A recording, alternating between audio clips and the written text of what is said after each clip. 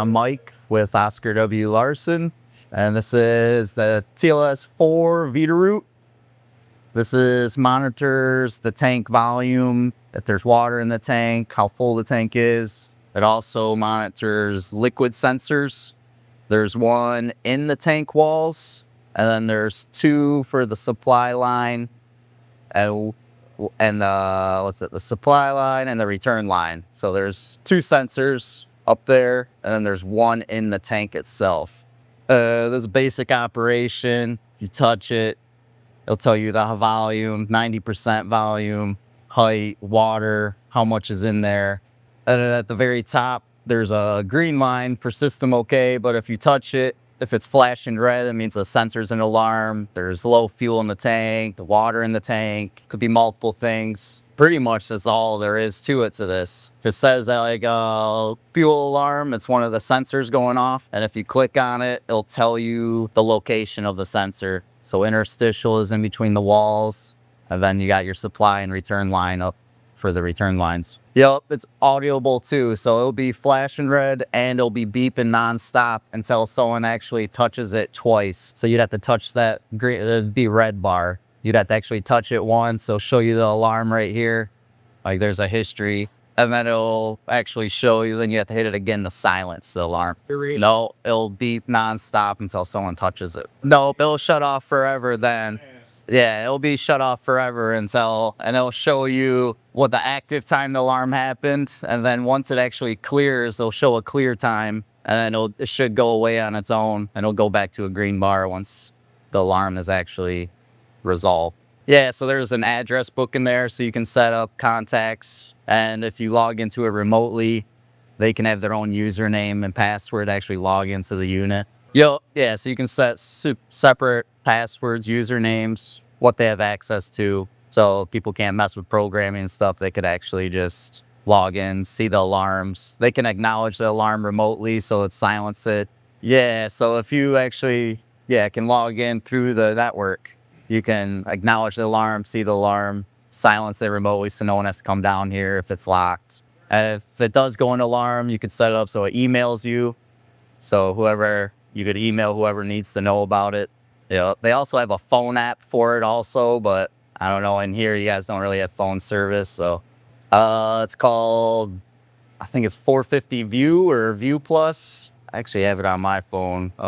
Nope, it's through your network really. So you'd have to set it up as long as your network allows the outside traffic. So a lot of IT guys could get your port forwarding and stuff set up for it. It's called Plus View. So it'll be the little alarm will go right there. It'll say it right here. It says limits, and it tells you like your low fuel is at 200 gallons, and you can adjust that. It's just 10% of the tank. So it's 2,000 gallon tank. Basically 10% it'll go off. If you guys want to change it, you can change it to whatever.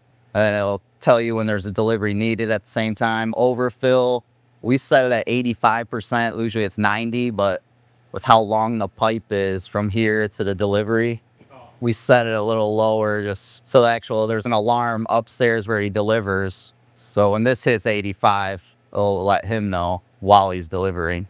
Light up there and a buzzer? Yep, visual and audio.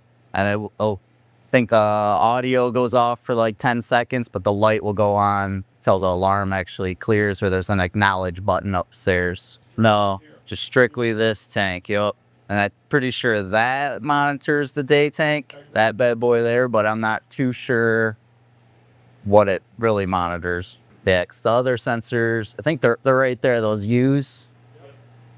That's where it's actually monitoring the wall. So if any of those pipes leak, it'll drain back into those little U's, and there's sensors in there that'll let that go off.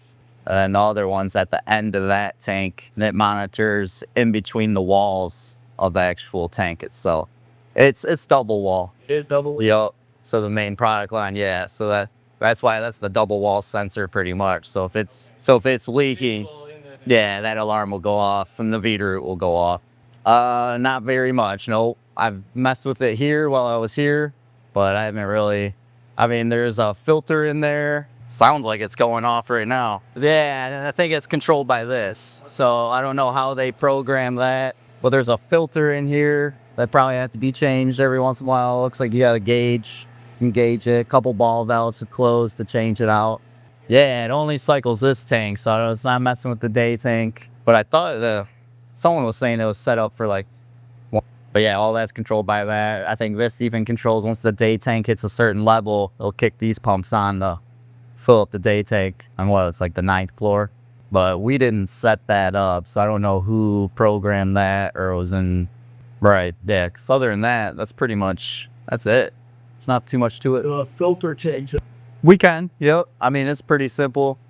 They can. We do it. I mean, they add extra on, but as long as they know what size filter it is, I think we noted it in our notes, so they should know. But I mean, I doubt that filter will go. I mean, you'll probably just have to watch off the gauge on there once it hits close to it. But the brand new tank, brand new everything, I doubt that filter's gonna go anytime soon. It could be like a once a year. cheap fuel, so. Yeah. A delivery guy, if he has dirt in his tubes while he's delivering, stuff like that. Or whatever is left in these pipes, stuff like that. Yeah, it's always impossible to keep it super clean, but pretty much with this stuff, it's pretty easy. I mean, unless you're actually going to visually see an issue, that's really the only thing. I mean, these pumps, unless it doesn't turn on, that's the only issue I would see. Who programmed that? Yeah. Because I'm not sure, because I'm sure this goes to a certain limit and then it'll kick these on. But what limit is it? And I don't know if it goes an alarm, if it goes even lower than that to let you know this isn't turning on. You got to manually kick it on. I've seen those issues in different locations, but yeah, we didn't program that. Yeah, I don't think none of those boxes are us. I mean, that last one's the interstitial sensor, and then the other one's called the probe, and that's what actually measures the fuel and water in the tank. That's all that's connected there. Other than that, that's it. On the tank, usually not, no. I mean, sometimes the state will require a certification, like for the tank monitor, to make sure everything actually works. I think that's like every year. Yep, that one's the level, the color official. Yep, yeah, that's the interstitial and that's the probe, text the level. So yeah, they still have the protective film on it. They told me not to take it off. They wanted it to look new. And you can actually change whatever IP address they want. I see they have a USB download. Usually that's what we hook a printer up to, or yeah, if it's not actually doing it, actually manually fill it. That, or if you're testing them out. Right. Yeah, sometimes we mess with it and just see, because sometimes you'll see this going all the way down, or it says it's full and it's really empty.